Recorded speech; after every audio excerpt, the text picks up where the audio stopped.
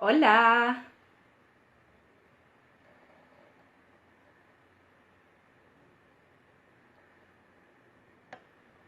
bienvenidos.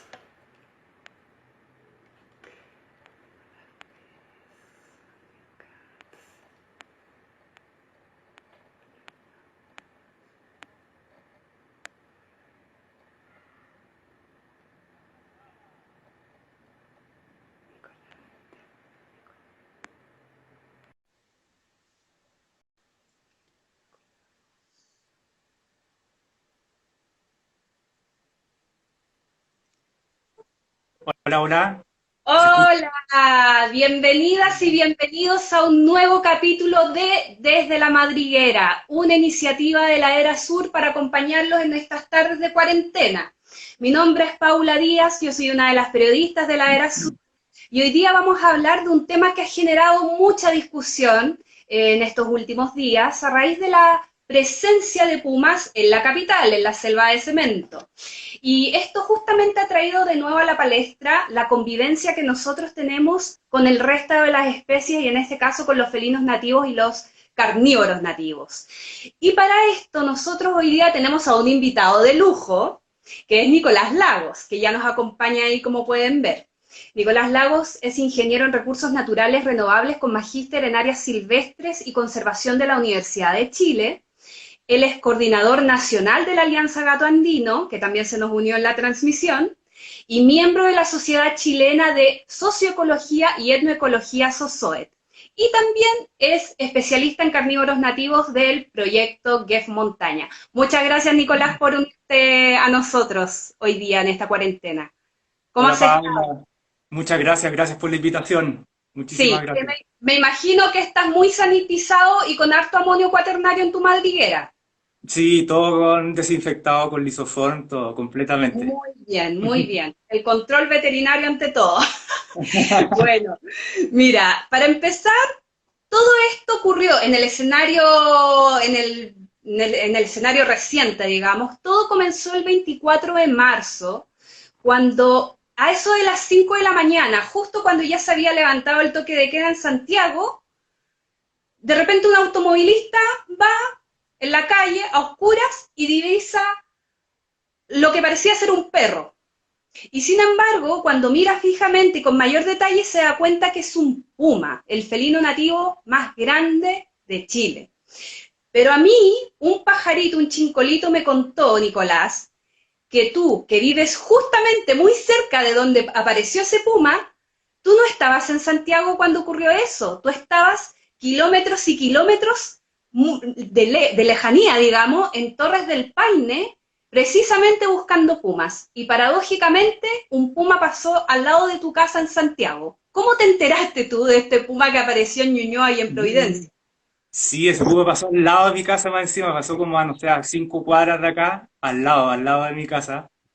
Mira. Y yo sí, pues yo estaba en las torres, estaba trabajando en ese momento, estaba participando de unas filmaciones de una serie documental ahí mismo cerca del parque y en los alrededores del parque.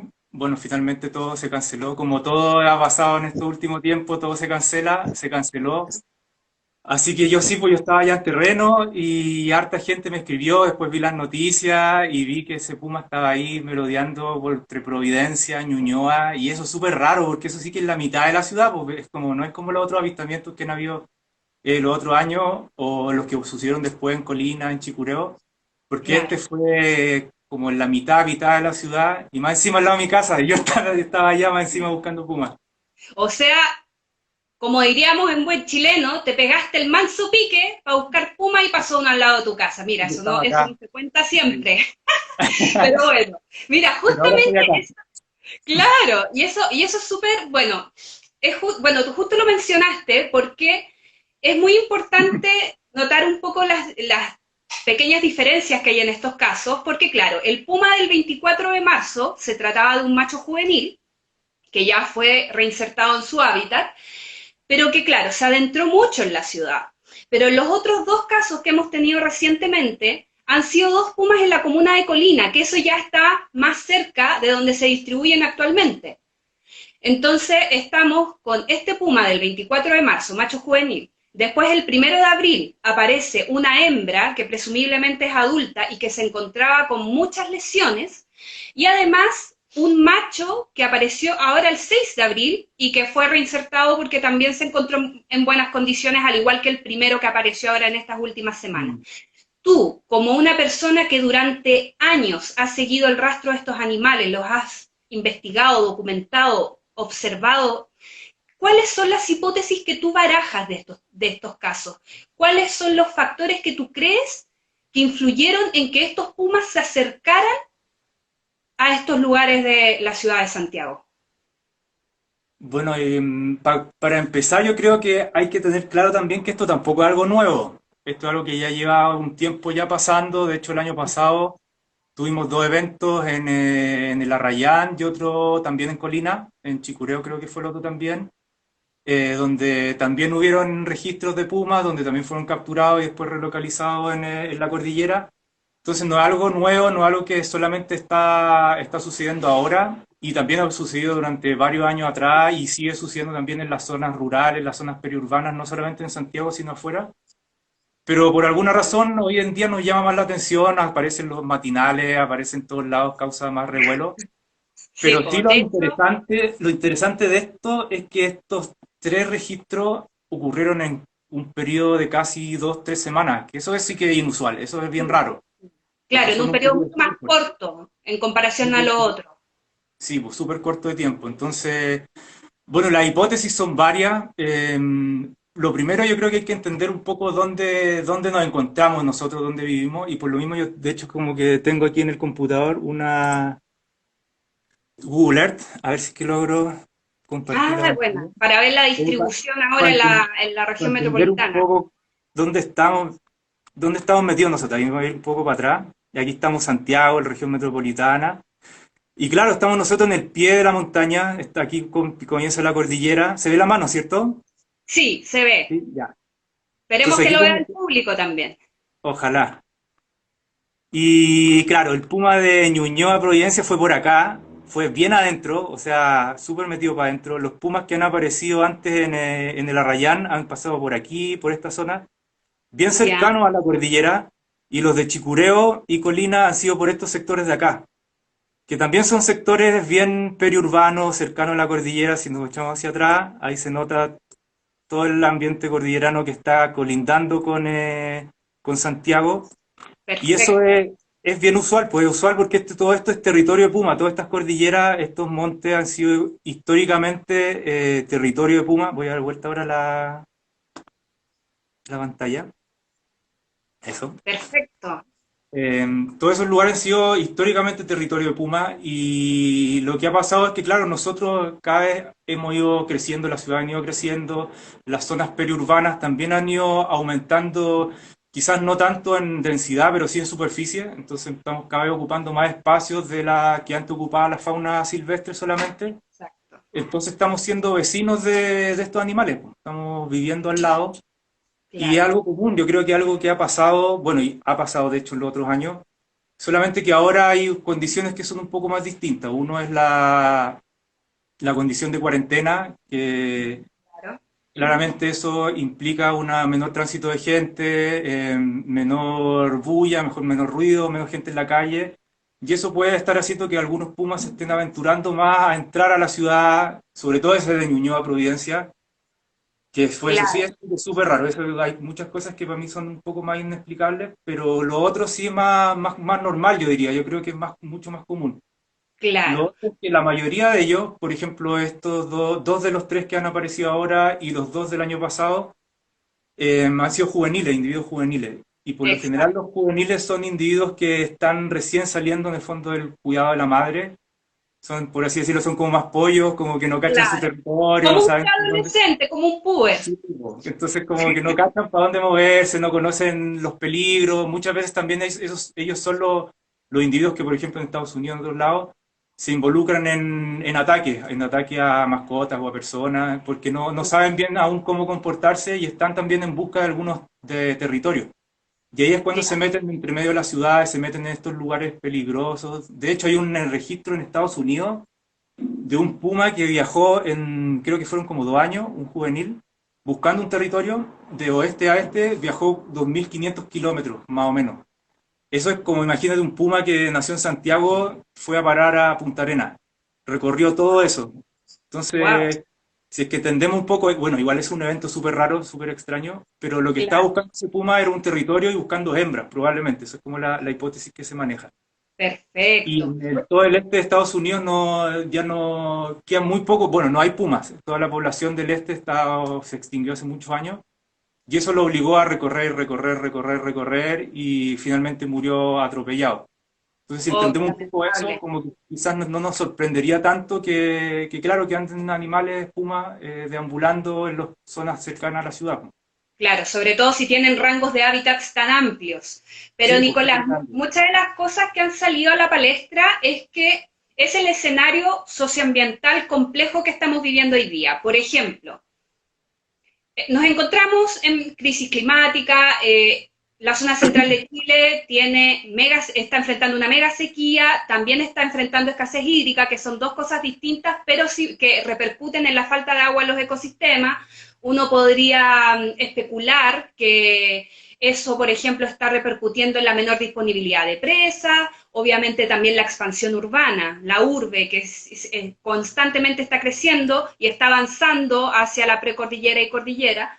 Y todos esos factores imbricados podrían, por ejemplo, también fomentar una mayor movilidad de estos animales, por ejemplo, no sé, pensando en la hembra adulta que fue encontrada el 1 de abril, que ella justamente se veía deshidratada, se veía un poco a maltraer, pero ¿cómo podría influir eso? Porque esas son una de las grandes como dudas que tiene la gente cuando veía estas noticias de los pumas. ¿Cómo está influyendo el escenario ambiental actual? Sí, yo he leído harto esa hipótesis de la sequía. Y yo Sí, la verdad es que discrepo un poco de esa hipótesis. Igual, todas son hipótesis. De hecho, también lo que yo estoy hablando es mis impresiones, que claro. también puedo estar equivocado, pero Solo claro, no podemos hay, especular, no sabemos lo que pasó realmente. no hay ningún estudio, todavía no se ha hecho nada, pero mi impresión es que la sequía, si bien puede jugar un papel importante en todo esto, yo creo que no es el factor más importante. La sequía ya llevamos, bueno, hoy en día se le llama ya el escenario que vivimos actualmente en Chile Mediterráneo, la mega sequía. Llevamos Claro, 10 años de sequía, de hecho, 10 años de déficit de precipitación. Se está hablando incluso de desertificación que va llegando desde el norte, ya está en la región de Coquimbo, avanzando hacia el sur. Entonces, una cuestión más de larga data. Entonces, yo esperaría que estos eventos donde se empiezan a avistar más individuos ocurran en eventos más catastróficos, más puntuales, como por ejemplo un incendio. Si hay un incendio, los animales que tienen la posibilidad de arrancar del incendio van a ir a los lugares aledaños del incendio y ahí claramente van a poder tener una mayor cantidad de avistamientos. Pero en un evento de larga data como este, donde supongamos que la sequía disminuye la cantidad de presas, la respuesta ecológica, biológica de las poblaciones de puma en este caso ante esta baja de presa va a ser disminuir su población, tener menor tasa reproductiva, quizás mayores intervalos entre camadas. Entonces yo lo que esperaría a largo plazo es el escenario inverso, de hecho que se vean menos pumas. ah, perfecto. Pero ahora lo que pasa es que se ven más pumas. Yo creo que lo que también está jugando aquí es que desde el año 96 se promulgó la ley de caza. Bueno, la ley de caza existía de antes, pero el reglamento se promulgó en 96 y trajo consigo penas súper duras ante la caza y manejo de animales silvestres, entre ellos el puma, incluso con Ujú. penas de cárcel. Entonces eso trajo una presión súper fuerte para la gente que cazaba pumas. Bueno, aún se continúa cazando pumas, pero la gente que ha cazado históricamente pumas hoy en día ya no lo caza con la misma tranquilidad en el fondo o con la misma intensidad que antes. Y eso Claro, claramente ha ayudado a que la población de puma aumente. Eso yo también creo, y eso también tiene un rebote que puede tener larga data, que quizás si es que empieza la legislación del 96, es esperable que en 10, 20 años recién se empiecen a ver las consecuencias que este aumento en la población. Entonces yo voy claro. más como por esa teoría, el puma está protegido, menos gente en la casa y menos presión. Por otro lado, estamos cada vez midiendo más cerca de los pumas Y exacto. también, por alguna razón, también nos llama más la atención, pues como que todo esto aparece, o sea, aparece un puma para las redes sociales de una, en los matinales, en el diario, en todos lados, entonces está todo el Y hay mundo muy más pendiente. celulares, las redes sociales que justamente permiten propagar esto de manera muy rápida. Sí, También a también. veces puede generar esa sensación de que hoy hay más avistamientos, pero resulta que a veces si uno, y aquí hablando de cualquier especie, cuando tú le preguntas a algún especialista de algo, no sé, pues de otros mamíferos, oye, pero estos animales suelen estar en tal parte, sí, en verdad sí, pero otra cosa es que cuando hay ojos que los vean, digamos. Sí, pues. Y ahora, claro, y la densidad también en la ciudad aumenta. Hay más gente, por ejemplo, también visitando lugares naturales, saliendo, no sé, pues, a hacer trekking a la cordillera. Entonces ahí es cosa de probabilidad al final. Entonces hay más Claro, probabilidades de encuentro y más claro, probabilidades de que la gente le tome un video y lo suba. Pero eso exacto. sin quitarle tampoco el impacto de la sequía que está teniendo hoy en día en todo Chile central. O sea, eso ha sido devastador para, no solamente para la vida humana, sino también para la fauna, para los bosques mediterráneos. Exacto. Todo ha sido nefasto. Pero no creo que eso esté influyendo en la mayor cantidad de avistamientos que se tiene hoy. Perfecto. Y en el caso de la puma que estaba con varias lesiones, esta era una hembra presumiblemente adulta que estaba muy delgada, que Ujú. tenía alguna fractura dental, que presentaba también como una especie de rasmillones, ¿no? O raspones, digamos, o lesiones en la frente. También tenía un guachi, que es este lazo que es una trampa que se ocupa para cazar conejos. Tenía uno de esos enredado en una de sus patas. ¿Qué crees que pasó con ella? Porque también tenía heridas que podrían haber sido de la pelea con algún otro puma, con perros. ¿Cuáles son las hipótesis que se barajan en ese caso de esa puma que, por cierto, todavía está en el centro de rehabilitación del Zoológico Nacional? Claro, de ese Puma la situación es un poco distinta por lo que dices tú. Yo en realidad ahora último no sabía las últimas noticias de ese Puma. Lo que sé es lo mismo que sabes tú, que es lo que han salido en los medios, que tenía rastros de heridas y de probablemente atacada por perros, de guachi, algunos golpes en la cabeza, los dientes quebrados. Claro, Y sí, probablemente fue un puma adulto que o lo atraparon en un guachi o alguien lo estaba correteando con perros. Eso pasa mucho en las zonas periurbanas, en las zonas cordilleranas. Y un claro. puma asustado también va a tener ese mismo comportamiento de huir al primer lugar que se le aparezca al lado. En el fondo también es un puma asustado. En el fondo estos son como es un comportamiento que no es usual. Claro. Que pase que un puma adulto, de hecho, se interne tanto, no. Claro. Pero claro, en este caso, pues, mi hipótesis es que en este caso este puma de esta hembra fue influenciada por esto, pues, porque había sido probablemente perseguida o atacada o golpeada por personas, perros, algo. O por otro Claro. puma, no sé.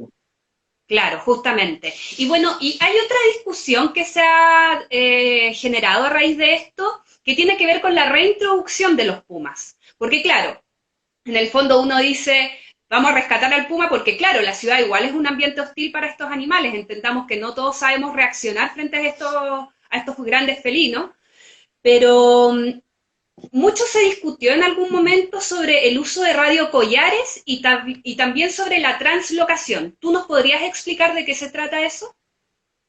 Sí, pues ahí se armó una polémica bien grande y sobre ponerle collar a los pumas que se han relocalizado de un lugar a otro. Esto, en el fondo, la relocalización es una práctica bien común que se hace con algunos animales, entre comillas, problemas, que causan problemas en lugares donde hay asentamiento humano o en sectores rurales también, donde tú tomas al animal y lo mueves a otro sector, un sector natural, donde idealmente tenga alta disponibilidad de presa, donde tenga menor presión humana, y la idea es mover a este animal a este lugar donde la idea es que esté mejor, en el Claro, fondo. Pero estos son lugares que el puma probablemente no va a haber conocido, son lugares nuevos, son territorios nuevos donde probablemente también puede haber otro puma, donde está territorio de otro puma, y por eso se le instalan los collares. No es como que sea un capricho de algún científico, de las instituciones, que se le ocurra, chuta, ya pongámosle collar porque sí nomás. Yo claro, encuentro que es súper importante poder saber qué pasa con esos pumas, porque de hecho la relocalización es una práctica súper polémica porque ya, tampoco tiene tanto éxito. Entonces, para mí, a mi parecer, la relocalización debiera ser como la última opción también. Eh, ya, en casos, por ejemplo, donde un puma esté causando problemas, supongamos un puma que esté atacando sobre mascota o un puma haya atacado a una persona, o ciertos Ya, lugares donde haya un puma que se haya cebado con ovejas, con ganado doméstico y le esté causando mucho daño a los ganaderos, claro, ahí yo sí estaría de acuerdo con relocalizarlo. Por lo mismo, porque en realidad las chances de que ese puma muera o atropellado o muerto por otro puma o camine en distancias muy largas buscando un nuevo territorio y en el trayecto muera cazado por alguna persona también es alta. Entonces también es claro, un poco esa es la idea de los collares, no es como porque sí nomás, sino que es para saber si es que en realidad la medida que yo estoy tomando, que es de tomar este puma, moverlo a la cordillera, está funcionando. Si es que el puma se mantiene en ese nuevo lugar, le hicimos bien el trabajo, no sé, o si está volviendo a la ciudad, o si murió en el camino, entonces eso nos va a ayudar a tener toda esa claro, información para después saber, chuta, sabéis que no, mejor no es buena opción relocalizarlos porque los Pumas vuelven, o quizás sí es claro, buena solución porque los Pumas se están quedando ya, encontraron este nuevo lugar donde hicieron como su nuevo hogar ahí, entonces, es una situación que es súper importante, claro. pero aún así para mí sería sí o sí la última opción. Yo creo que igual una de las como principales aprendizajes de todos estos avistamientos de la pandemia que han salido harto en las redes sociales, como videos de, no sé, un ciervo la otra vez salió en una iglesia, o Sí, no sé claro. de todo Ahí esto, hay cuáles son. hartos noticias falsas, fake Sí, yo, news. De hecho, en la Era Sur hicimos una nota al respecto. Ah, tienen que sí, revisar nuestra página web. Cierre sí, de franja publicitaria. la publicidad. Pero, claro, Sí, que pero han sí, salido justamente. hartos de esos registros que en realidad yo no sé cuáles son reales y cuáles no, pero lo que sí es verdad es que sí ha pasado eso. En la cantidad Exacto, de avistamientos de animales silvestres en la ciudad ha aumentado. Y eso ha gatillado como hartas lamparitas en la gente porque aparece en todos lados y nos estamos dando por cuenta, por un lado, que no estamos viviendo solo, que nuestra ciudad no es como una cuestión hermética con claro, paredes donde solamente viven los humanos, sino que estamos conviviendo al lado con otras especies exacto. y esta pandemia que nos ha obligado a todos nosotros a guardarnos en las casas, a tener menos movimiento, las fábricas también están teniendo menos movimiento, trae como también un cierto como sentimiento de culpa de decir como chuta, sabéis que en realidad como que nuestro modo de vida actual, así tan frenético y nuestra sociedad actual, no le está dejando este espacio a estos animales y ahora que nos detuvimos, que paramos un poco, pusimos el freno, chantamos la máquina, están Claro, empezando a volver. Entonces, y eso nos gusta, porque de hecho lo estamos compartiendo en las redes sociales, todo el mundo está feliz porque están llegando estos animales. Entonces, yo creo que de las grandes enseñanzas de todo esto es que ojalá que sea más en el largo plazo también, que está teniendo una cierta como conciencia ambiental por parte de la gente, de que estamos exacto. diciendo, chuta, no estamos solos, somos vecinos de muchos otros y hay algo que nosotros estamos haciendo que está impidiendo como esta permeabilidad, como convivencia con esto otro. Y Claro, eso es un poco yo justamente. creo que también lo que tenemos que aprender con los Pumas, que tenemos que aprender a convivir, o sea, si es que yo voy a vivir en una zona periurbana, en una zona rural, y yo sé que voy a estar conviviendo con este tipo de animales, yo voy a estar conviviendo, no sé, con lagartijas, con aves que quizás viven con rapaces y también con los pumas. Es como son como estos los trade-offs que uno tiene que es como tienes que poner cosas en la balanza. No sé, si es que yo me voy a vivir, no sé, al Estadio Nacional, yo voy a probablemente tener conciertos gratis, voy a escuchar conciertos gratis, Claro, pero por otro lado voy a tener las barras bravas después de los partidos que van a causar problemas, no sé, hay ciertos sí, riesgos también. Entonces, si yo me voy a claro. vivir a una zona rural, hay probabilidad de que yo vea puma, para mí sería así lo mejor, poder ver un puma si es que vivo en una Para zona Nicolás rural. Lagos de seguro. Sí. Pero sí, pues tenemos que aprender a convivir si que estamos viviendo allá, tomar ciertas medidas para yo aprender a convivir y tratar de minimizar este riesgo.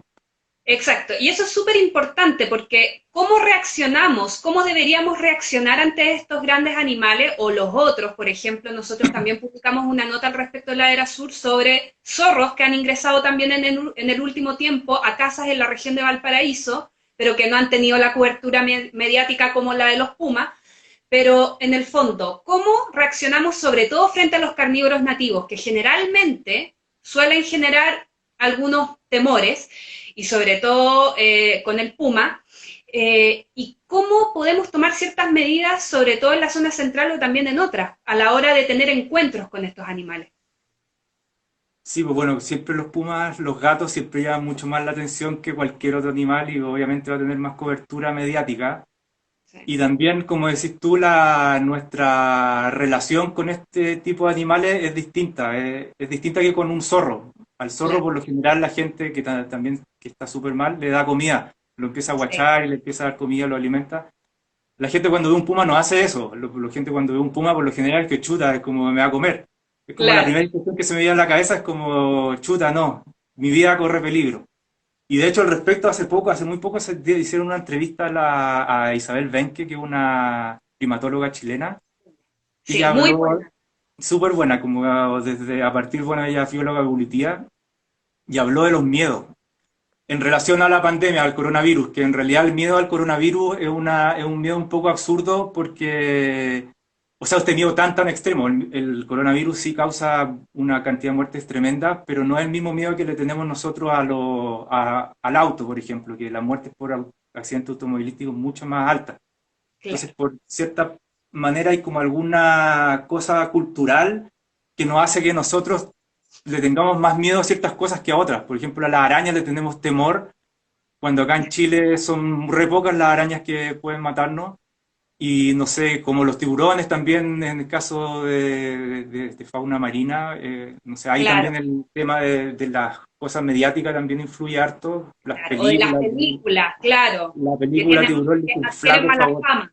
Sí, po. Y en el caso de los pumas y los felinos en general es un poco lo mismo. Es como pasa lo mismo, hay como esta suerte de miedo un poco que no tiene razón de ser, porque en realidad por estadística la probabilidad de tener un ataque puma es bajísima. De hecho, aquí mismo tengo un gráfico, no me gusta mucho mostrar gráficos, pero este es súper explicativo.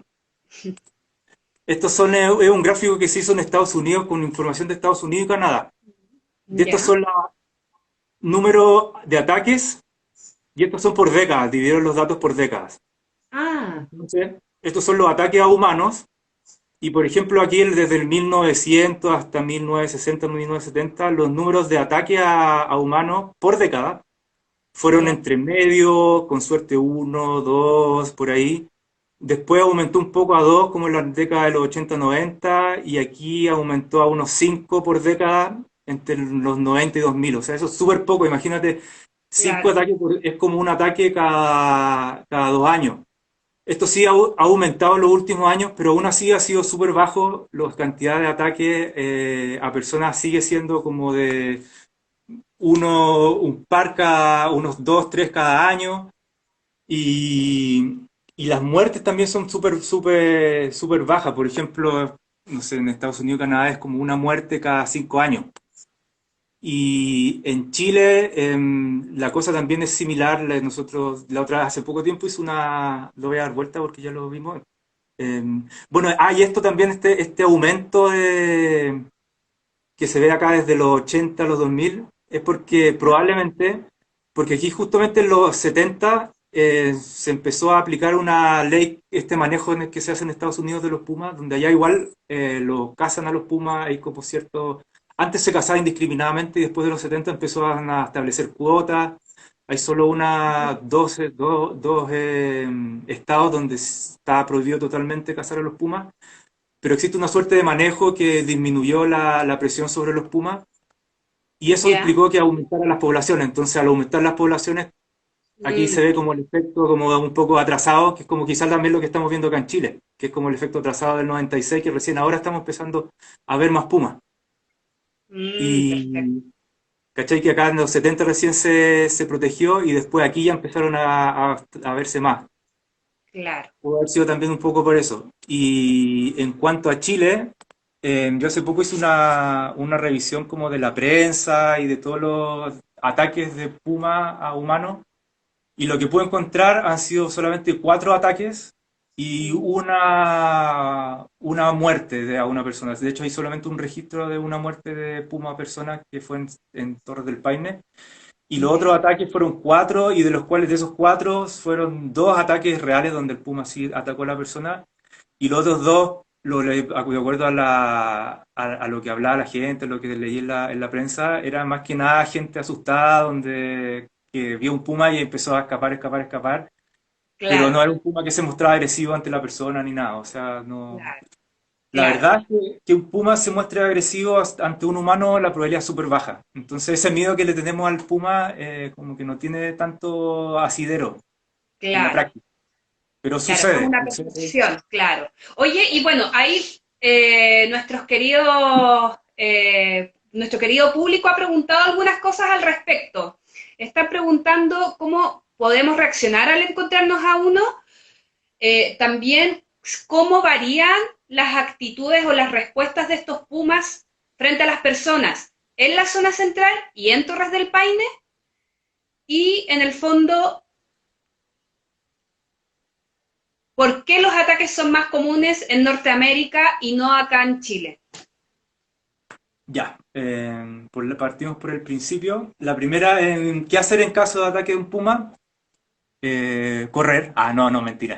Nunca corran, ¡Corran nunca por sus corran, vidas! nunca corran. Eso es No, el mentira. número uno, no hacer, no correr. Si estás Perfecto. en la ciudad, si estás en tu casa, lo ideal es resguardarte bajo tus casas, cerrar las puertas, cerrar las ventanas. Si tienes niños, tenerlos junto contigo, tenerlos bajo resguardo. Porque de hecho de los ataques que se han visto en Estados Unidos, la mayoría han sido a niños. O sea, no la mayoría, pero como la mitad de ellos han sido a niños. Claro, Porque los niños son más pequeños y aparte no saben cómo actuar, entonces muchas veces corren y eso puede gatillar un comportamiento de ataque del puma. claro. Entonces, claro, el puma, si bien la probabilidad que un puma case a una persona es baja, igual es un animal potencialmente peligroso, entonces yo tengo que comportarme de acuerdo a eso. No le voy a, si aparece un puma, no voy a llegar así a acercarme, ni Claro. perseguirlo, ni nada. Entonces la recomendación sería siempre, primero, alejarse, dejarle espacio. Un puma asustado también puede actuar agresivamente, entonces si es que yo lo acorralo contra un muro o lo que sea, puede gatillar algún comportamiento negativo, entonces siempre dejarle espacio, dejarle una vía de escape, alejarte de ahí, si estás en un auto, meterte dentro del auto, si estás cerca de tu casa, meterte cerca de la casa, si estás en un lugar al aire libre, Claro. también tratar de ir alejándote y si es que ves que el animal se empieza a acercar a ti, lo que ha funcionado siempre en los lugares, bueno, en Estados Unidos donde más han tenido en cuenta, entonces toda esta experiencia se ha aprendido de lo que ha pasado allá. Lo que más ha funcionado es pararse, hacerse grande, hacer ruidos molestos, ruidos fuertes. Eso por lo general ahuyenta al puma. Y eso en el Perfecto. fondo son como las prácticas principales como ante el avistamiento de un puma. Pero siempre Claro, mantener la calma, es nunca correr, nunca correr, claro. nunca hacerse pequeño, siempre hacerse grande. Perfecto. Y eso. Después la otra pregunta era de por qué en Torres del Paine eran O más sea, comunes los avistamientos. o no, que cómo varía la respuesta de los pumas frente a los humanos en la zona central y en Torres del Paine. Por ejemplo, ¿toleran los pumas de Torres del Paine más a los seres humanos que los de la zona central? Lo que tú hayas Mm. visto en terreno.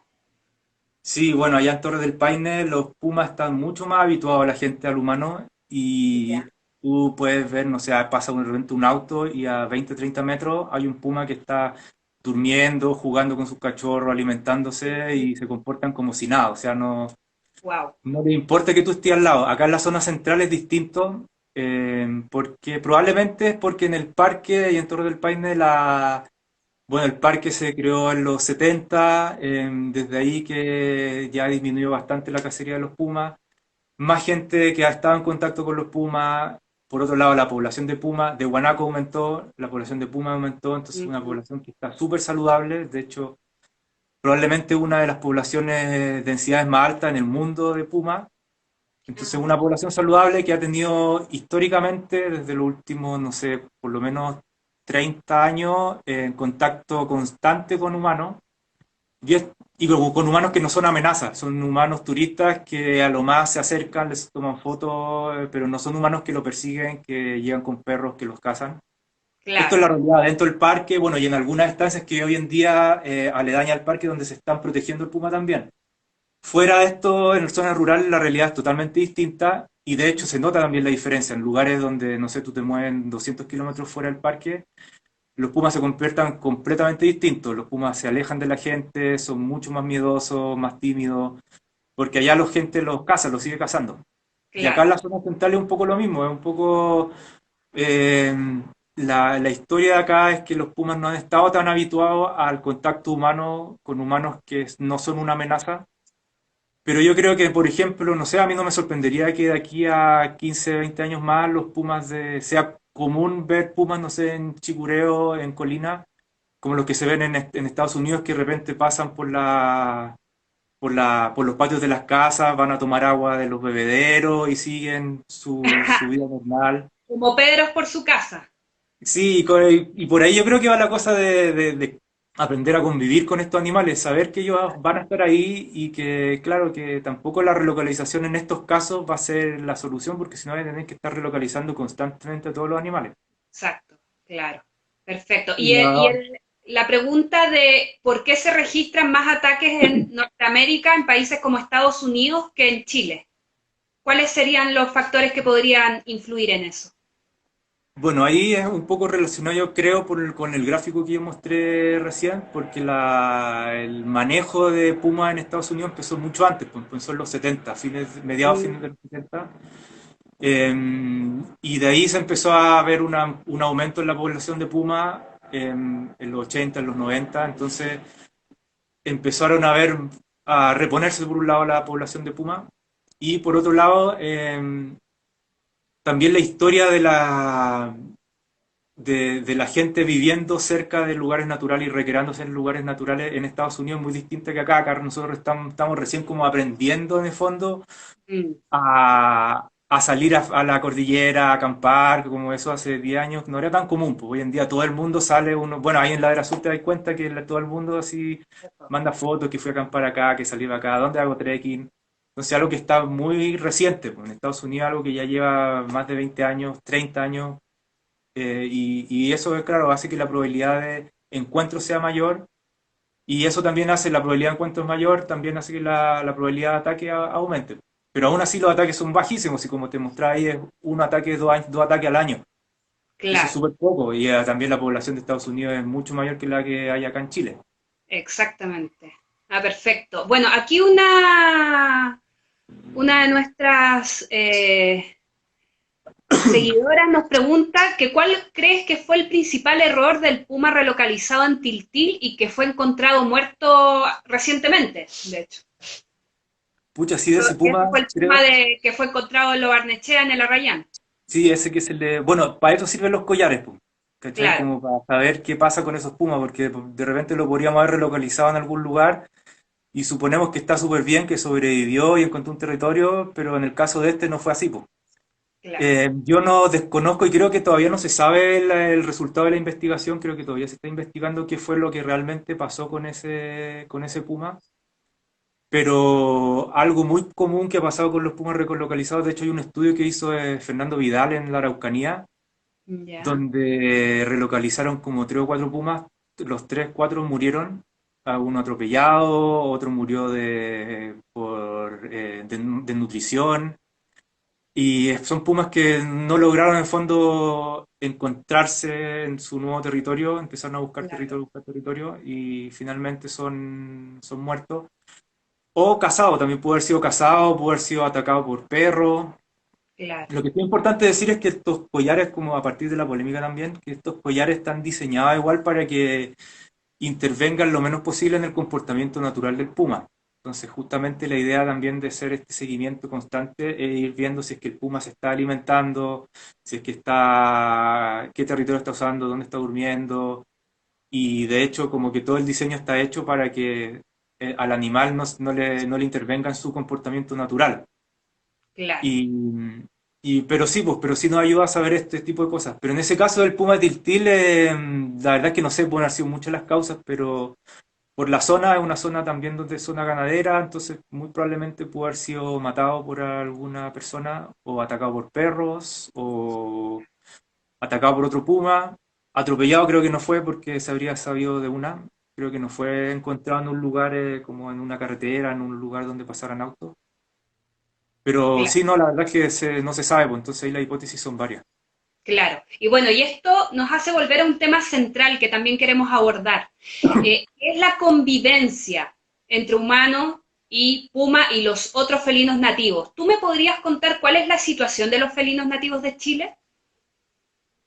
Bueno, bueno, en Chile tenemos cinco Ujú. felinos nativos, uno que es el gran felino, que es el puma, y aparte tenemos cuatro felinos pequeños, que es el gatondino, el colocolo, Wiña y Geoffroy.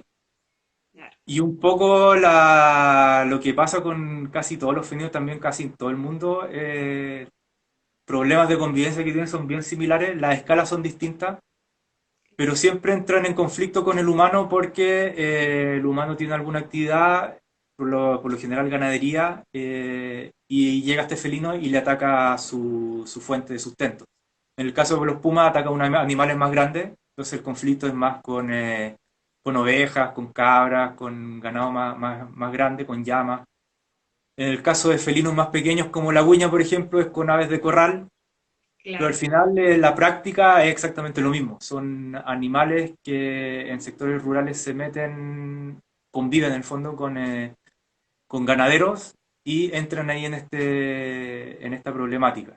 Pero ahí por esto también hay que tener en cuenta que tiene dos aristas. Una parte es la parte animal, pero por otro lado también es la parte humana. Y ahí el gran desafío es trabajar con los dos lados, porque tampoco me sirve de nada como decir, ya sabéis que estos animales están protegidos, no hay que matarlos, no se cazan, así que si perdiste tus animales, fue, arréglatela solito. No, pues hay que encontrarle también ponerse en el lado del ganadero y tratar de buscar soluciones que busquen justamente la convivencia, la coexistencia. Y por ahí va un poco la búsqueda de iniciativas que no sean letales para el puma, por un lado, o para el animal silvestre, para el felino, o sea, que no implique, por ejemplo, matarlo o cazarlo, pero por otro lado tampoco no implique no hacer nada y que la persona siga teniendo todas sus pérdidas. Y dentro de Claro, o eso sea, la idea es ser proactivos en ese sentido.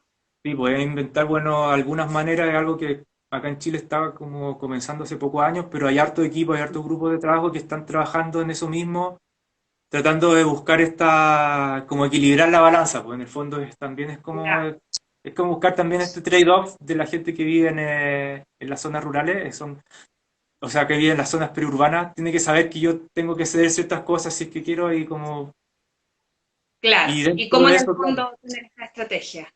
Claro, sí, claro, porque buscar ahí una manera. por ejemplo, en el caso de la huiña, que es el felino silvestre más pequeño de América, tiene muchos Ujú. problemas con las aves de corral, efectivamente, y hay un plan de conservación nacional que está en algunos pilotos en Chile actualmente, que es liderado por Constanza Napolitano, y en ellos, por ejemplo, trabajan también con las comunidades realizando actividades de educación ambiental, porque es muy importante dar a conocer y valorar a estos animales, verlos como nuestros vecinos, y además, por ejemplo, tienen algunas como iniciativas como los corrales antidepredadores, es decir, impedir que la huiña entre a través de un arreglo de los corrales donde están las aves y de esa manera evitar que después, si una persona encuentra a la huiña metida en su corral, la mate con un palazo, digamos. ¿Qué pasa, por ejemplo, con los pumas? Porque también se ha hecho eso en Magallanes, si mal no recuerdo, y también con el gato andino ustedes están trabajando en el norte de Chile.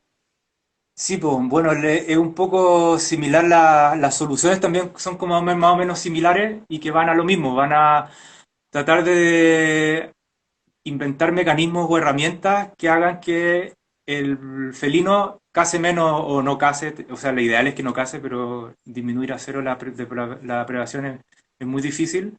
Y uno de ellos es la construcción de estos corrales, pues. Para pumas también yo he participado en varios proyectos donde hemos construido corrales antidepredación.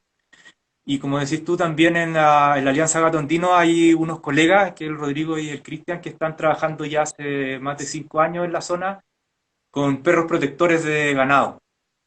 Ya. Y también yo estoy trabajando en un proyecto también en Magallanes, donde también estamos usando los mismos perros protectores que un poco van a lo mismo, van a tratar de buscar alguna manera que tú vas a proteger al ganado, pero no le va a hacer un impacto mayor al felino.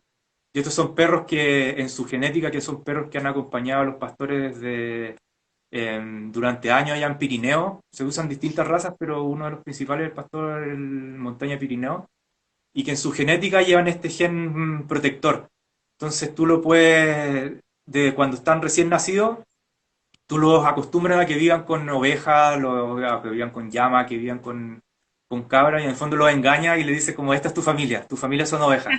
Entonces protege a tu familia. Y ellos lo que Claro. hacen es que cualquier agente extraño que llega, ellos se van a interponer y le ladran. Y como todos estos Mm, felinos son animales que cazan al acecho, son animales sigilosos, que en el fondo si es que llega un elemento extraño, llega una persona o una bulla o algo, o un perro que ladre, esto como que los funa en el fondo y se van a ir. Entonces, esa es la lógica con la que funcionan y han funcionado súper bien estos perros, los perros protectores. claro. También una cosa que se han probado también en el proyecto, ¿no? En el GEF de los corredores biológicos de montaña, es el del seguro ganadero, que este es un poco distinto igual porque lo que busca es compensar al ganadero ante las pérdidas. Pero este no busca implementar medidas, busca Ya. incentivar la implementación de medidas. Lo que queremos tratar es de por un lado, claro, minimizar el impacto económico que tienen esta pérdida los ganaderos, y eso también probablemente pueden ayudar también a que los mismos ganaderos cambien su percepción hacia los carnívoros, y que ellos mismos después se incentiven en aplicar este tipo de medidas. Por ejemplo, se incentiven en cuidar más al ganado, en encerrarlo en los corrales, en ocupar este tipo de perros de estas razas especiales. Y en el fondo como que por ahí yo creo que va un poco la cosa con los felinos en estas zonas periurbanas, o sea, en las zonas rurales. Claro. También hay Es algunos decir, tener dispositivos, presencia. Claro. sí, hay otros dispositivos que se han usado harto, que otro colega también lo ha usado harto, que son unas luces que funcionan con un panel solar y que de noche se prenden. Y eso como que emula un poco que un humano que está prendiendo luces. Entonces, claro, cuando Ah, el puma mira. ve eso de lejos, dice, chuta, no, mejor no me meto acá. Entonces no se acerca. Wow. ¿Se puede Y saber dónde se está implementando eso? eso lo implementó el Omar Orenz hace ya no me acuerdo cuántos años en Tarapacá, en la Bueno. cordillera de Tarapacá. Y nosotros también con AGA, con Gato Andino, lo estamos implementando cerca de San Pedro de Atacama, en la comunidad de Machuca. Entonces también hay como hartas cosas, ahí se están haciendo ahora creando unos dispositivos sonoros también, hay hartas cosas que se están ahí empezando a crear. Y lo que busca también un poco todo esto es que los ganaderos al percibir después que tienen menos pérdidas, también le va a cambiar su percepción hacia el puma. O sea, es obvio que ellos van a tener mala percepción hacia el puma porque el puma históricamente le ha matado su sustento diario. Eso es como que también hay que ponerse en el lugar de ellos y entender que, chuta, es como, no sé, de repente yo me he topado con gente que tiene 100 animales y el puma le mata 20 de una. Entonces, ¿cómo no ponerse en el lugar de ellos y decir, chuta, ya, hay que hacer algo? Pero si es que tú implementas, y eso y es entendible que esa persona, no sé, pues, tenga una percepción negativa hacia el puma. Pero si tú implementas alguna medida donde esa depredación disminuye a un 1%, un 2%, va a después terminar cambiando con los años la percepción y quizás el, el ganadero ya no va a ver con tan mal ojo al puma. Y eso ha pasado en otros Claro. lados, por ejemplo, en lugares con el leopardo de las nieves, que hoy en día la gente tampoco lo ve con tanto malos ojos. Aparte que se están haciendo también algunas iniciativas de turismo, entonces también ahí hay como otro vínculo que Mm, aparte de que ya no me está casando, no me está ocasionando pérdida, me genera una entrada alternativa de dinero que a través del turismo. claro, Entonces hay hartas cosas que se pueden hacer igual, hay claro. hartas soluciones. Y también va a En ese depender, depende también de cada lugar, de cada situación, como que tampoco hay una receta que yo te diga, no sé, me están depredando para un corral, no, o me están depredando para un perro. No, como claro, que cada situación va a depender de cada comunidad, de cada situación local, de los animales que usan, cómo lo pastorean. Entonces, como son exacto. siempre una solución multifactorial que hay que buscar bien cuál es la forma correcta de abordar el problema. Claro, y de acuerdo a las comunidades, que cada comunidad es distinta, cada región es distinta, y por eso también existe, por ejemplo, la socioecología, o sea, es importante también considerar la dimensión humana cuando hablamos de conservación. Nos quedan pocos minutos, Nicolás, pero sería súper bueno que tú, en el fondo, trataras de contarnos por qué es importante cambiar nuestra forma de convivir con estos animales y redondear un poco la idea de cómo podemos hacerlo y cómo promover la valoración. Por ejemplo, tú también estás realizando mucha divulgación y se viene un libro tuyo. Sí, Todas de hecho, esas cosas como antes de que Instagram nos corte súbitamente la nos ganó transmisión. nos mande para la casa. Eh, Claro, sí, yo creo que el mensaje final sería como un poco a volver a lo anterior, a esto que nos hemos estado dando cuenta hoy en día, esta como epifanía que apareció, que fue como chuta. Sabéis que estamos conviviendo con animales y no nos hemos dado cuenta. Y no nos hemos dado claro, cuenta, ¿por qué? Porque nosotros hemos estado viviendo un estilo de vida tan frenético, tan intenso, tan como alejado de nuestro entorno natural que está acá al lado, está a 10 kilómetros, que nos hace olvidarnos un poco de que tenemos estos vecinos.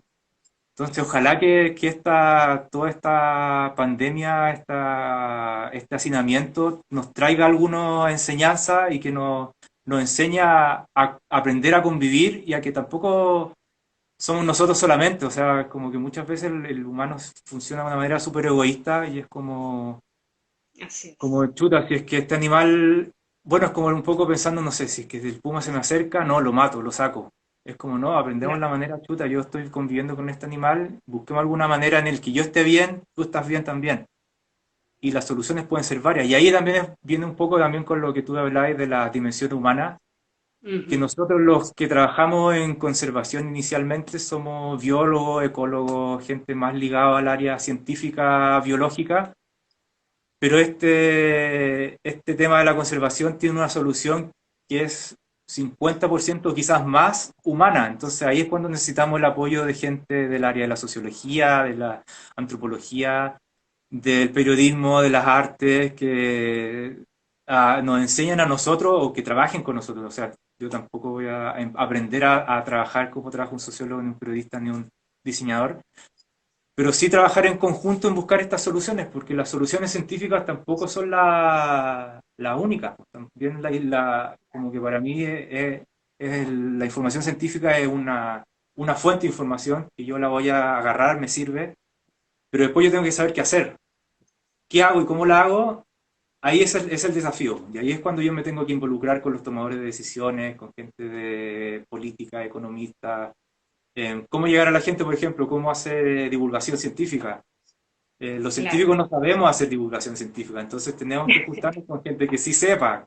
Entonces, por claro. ahí viene también en cómo hacerlo de mejor manera. O sea, si uno viera los pósters que se hacían hace 10 años así que de divulgación científica, era lo más fome que hay, Oh, así como no para es por gráficos. pelar, pero sí, Sí, yo de cuando, algunos centros de investigación, unas cuestiones así como hechas por Paint, con todo el amor que yo le tengo a Paint, pero sí, efectivamente, horrible, se horrible. necesitan muchas disciplinas trabajando por fines comunes.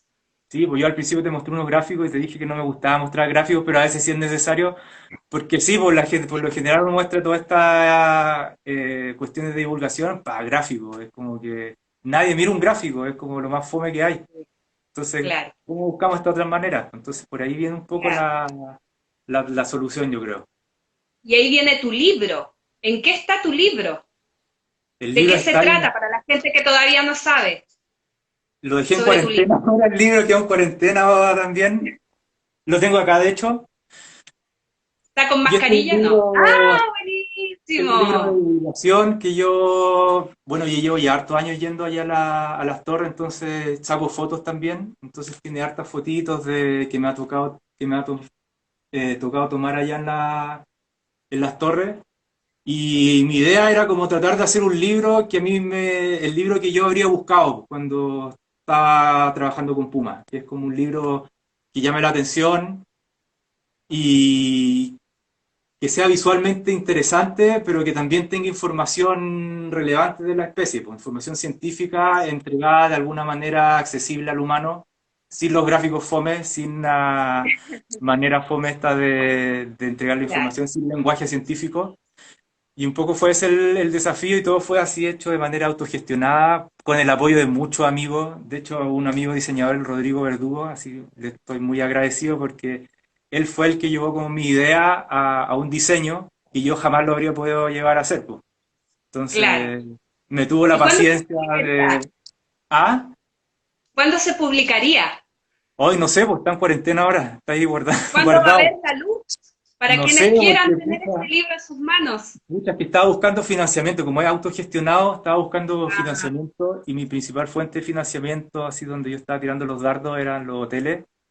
Y el rubro del ya. turismo es el que primero cagó Mm, en la pandemia, así que exacto. igual tampoco tengo apuro, pero bueno, ahí va a haber que buscar alguna manera de, quizás crowdfunding, no sé, algo. Bueno, la Claro. idea de esta maqueta era para mostrarla a posibles financiadores para que me financien el libro. Si hay alguien ahí que está viendo, alguien que tenga plata, algún filántropo, filántropa que Claro. tenga plata Si que quiera tenemos financiar este algún lindo libro, Farcas de la conservación, por eso, favor, por favor. dirigirse a Nicolás Lagos, Eso.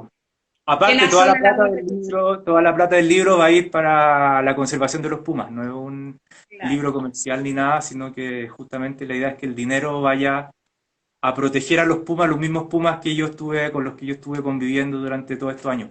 Es como una manera mía de devolverle la mano por todos los momentos felices en terreno.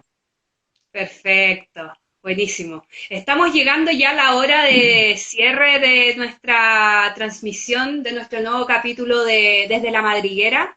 Nosotros todas las semanas estamos entrevistando a grandes personas, grandes exponentes de un montón de áreas.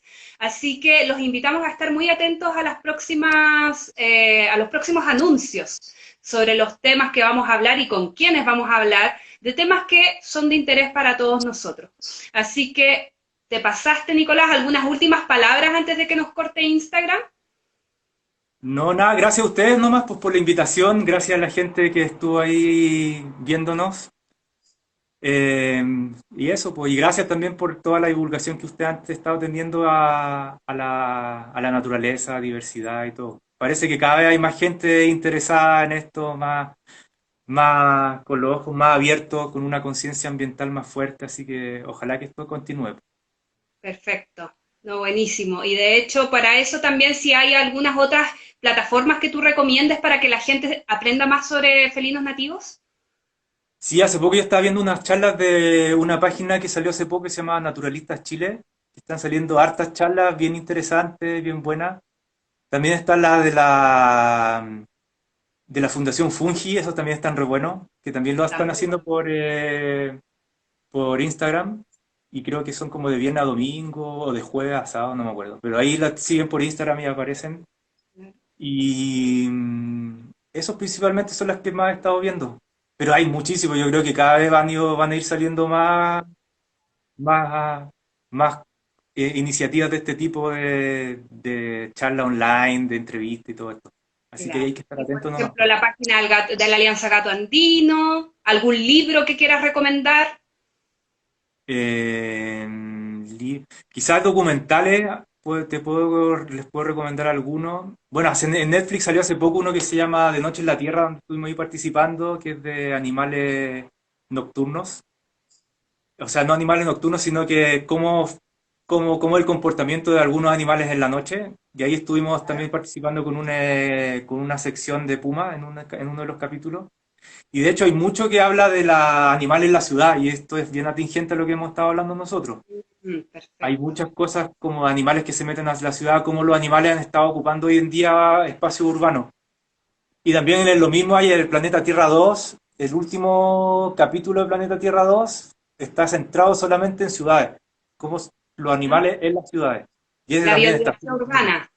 Sí, ese está súper interesante, súper bueno también y también como bien relacionado con lo que hemos estado hablando.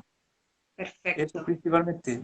Y hay otro documental muy bueno también que se llama Racing Extinction, que ya tiene harto años, yo creo que como 4 o 5 años, y ese sí que también es contingente con esto porque habla del comercio ilegal de especies.